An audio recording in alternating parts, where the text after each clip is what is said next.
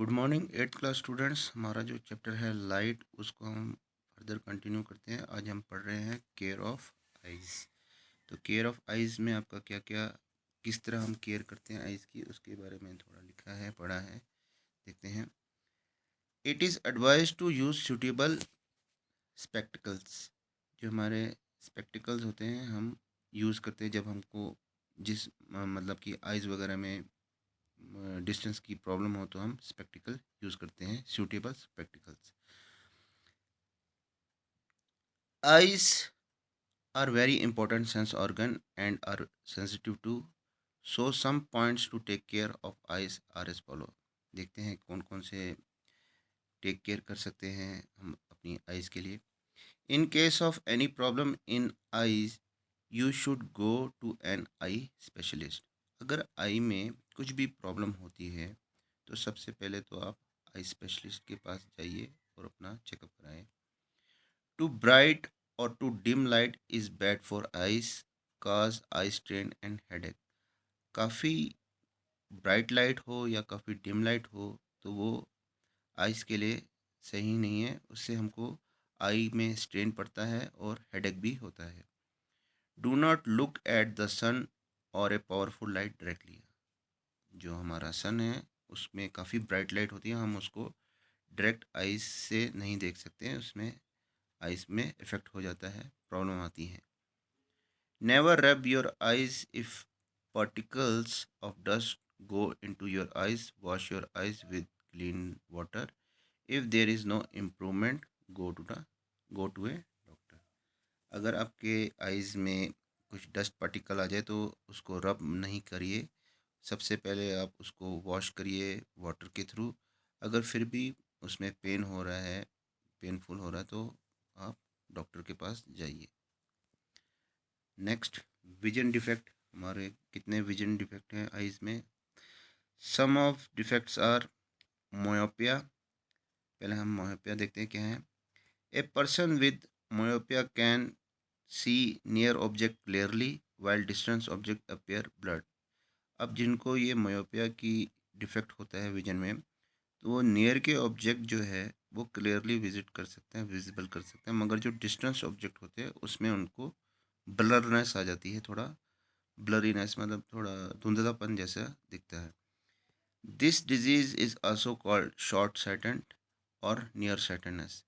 इस डिजीज़ को हम शॉर्ट साइटेड और नियर साइटेड भी कहते हैं। Spectacled with concave lens can improve the vision in A myopic person. जो मायोपिक पर्सन है उसके लिए स्पेक्टिकल जो होते हैं कनकेव लेंस वाले, ताकि उसको करेक्टनेस हो जाए उसकी आई में, ताकि वो ब्लरनेस जो है वो हट सके। नेक्स्ट है hypermetropia। A person with hypermetropia can see distant object clearly but cannot see nearly object distinctly। अब जो hypermetropia है उसको जो डिस्टेंस ऑब्जेक्ट है वो क्लियरली विजिबल कर सकता है, बट जो नियर बाय ऑब्जेक्ट होते हैं उसमें उसको प्रॉब्लम होती है देखने में। इस डिजीज़ को हम लॉन्ग साइटेडनेस भी कहते हैं। Spectacled with concave lens can improve the vision in A hypermetropic person. जो हाइपरमेट्रोपिक पर्सन होते हैं उनके लिए जो स्पेक्टिकल्स आते हैं वो with concave lens, convex lens वाले स्पेक्टिकल लेंस इसमें आते हैं, ताकि वो अपनी विजन को इम्प्रूव कर सके। Next, cataract. During old age the crystalline lens become milky and cloudy in a cataract patient and then the person can not see clearly. जो आपके ओल्ड एज में पर्सनस होते हैं उनके काफ़ी जो आँखों में मिल्की और क्लाउडीनेस का एक लेयर आ जाती है जिसको हम कैटरेक्ट कहते हैं, और वो कैटरेक्ट पेशेंट को हम जो है वो क्लियरली विजिट नहीं कर सकता क्योंकि during to old age. Cataract is treated by surgery. जो हमारा कैटरेक्ट होता है उसको हम ट्रीट करते हैं सर्जरी से। In cataract surgery the cloudy lens is removed and an artificial lens is transplanted in the eye. उसमें क्या करते हैं कि सर्जरी करने के बाद जो उनका क्लाउडी लेंस होता है उसको रिमूव करके एक आर्टिफिशियल लेंस लगा देते हैं, जो उसमें ट्रांसप्लांट कर देते हैं ताकि वो अच्छी तरह दिख सके। Visually challenge person. Some person including children, can be visually handicapped. They have very limited vision to see things. Such person are called visually challenged person. कुछ जो persons होते हैं जो कि विजुअली चैलेंज होते हैं, हैंडीकैप्ड होते हैं, जिनमें कि जो विजन होती है वो लिमिटेड होती है देखने के लिए, ज़्यादा वो ठीक से देख नहीं पाते, तो उनको हम विजुअली चैलेंज पर्सन कहते हैं। A visually challenge person usually develop their other sense more sharply, like the sense of hearing and sense of touch. जो विजुअली चैलेंज पर्सन होते हैं वो अपने जो दूसरी सेंसेस होती हैं उसको काफ़ी शार्प कर लेते हैं। सुनने की जो शक्ति है वो तेज़ कर लेते हैं, या टचिंग की शक्ति जो है वो तेज़ करते हैं। However, additional resource can enable them to develop their capabilities further. Resource can be two types. इसके जो दो टाइप्स के विजुअली चैलेंज पर्सन होते हैं, एक होते हैं ऑप्टिकल एड और दूसरे होते हैं नॉन ऑप्टिकल एड। तो देखते हैं आगे। ऑप्टिकल एड होते हैं, it is help a person who is partially visually challenge. ये पार्शली विजुअली चैलेंज होते हैं जो ऑप्टिकल एड वाले होते हैं। दीज एड अनलार्ज एन इमेज और ए text so that they could be visible. इसमें जो हमारे इमेज होती है उसको एनलार्ज करके, या फिर जो टेक्स्ट वगैरह होता है उसको एनलार्ज करके वो आराम से विजिबल कर सकते हैं। Bifocal lenses, contact lenses and linked lenses, magnifier and telescopic aid, magnifying device and telescopic device come under this category. वो जो है अपना कॉन्टैक्ट लेंस हो गया, मैग्नीफाइंग लेंस हो गया, टेलीस्कोप एडिंग या मैग्नीफाइंग डिवाइस हो गया, उसके थ्रू ये जो है ये इस कैटेगरी में आते हैं, ताकि वो उनको पढ़ने में या कुछ टेक्स्ट देखने में या इमेज देखने में आसानी हो।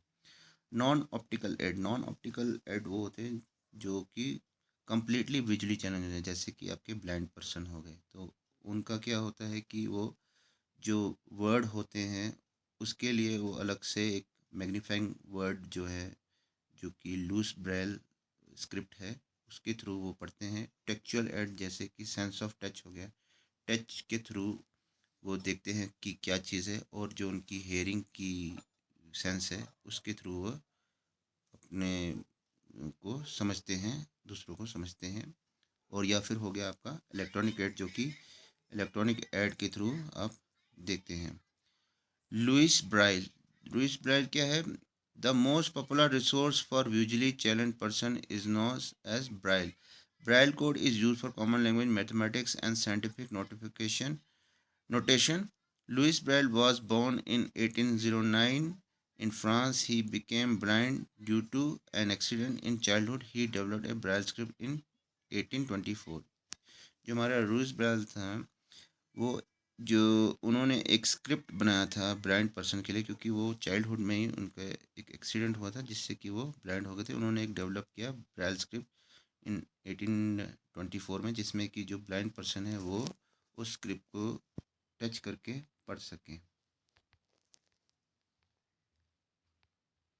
अब ब्राइल स्क्रिप्ट क्या है? This system has 263 raised dot pattern or characteristic. Each character or pattern represent a letter, a combination of letter, a common word or a grammatical sign.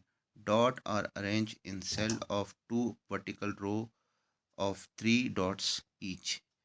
A reader needs to touch the braille script to read it. Example of dot pattern used in braille script. जैसे कि आप ये example देख सकते हैं, जो हमारा alphabet है A to Z तक, उसको कैसे इसको स्क्रिप्ट में, बेल स्क्रिप्ट में किया हुआ है, ताकि जो ब्लाइंड पर्सन है उसको टच करके जहाँ पे जो डार्क डॉट है उससे उसको पता चल जाता है कि ये कौन सा अल्फ़ाबेट है अप टू जेड तक। तो ऐसे ही आपके ये ABCDE कुछ इसमें एग्जांपल दिए हुए हैं, ये अप टू जेड तक है, जिससे कि आपका जो ब्लाइंड पर्सन है वो इनको टच करके, जो इसमें डार्क ब्लैक स्पॉटेड है वो थोड़े अपसाइड होते हैं, ताकि उसको टच करके पता चल जाए कि ये वर्ड क्या है, कौन सा वर्ड है या कौन सा अल्फ़ाबेट है, इससे आप पढ़ सकते हैं। तो स्टूडेंट्स आज के लिए इतना ही। Thank you students.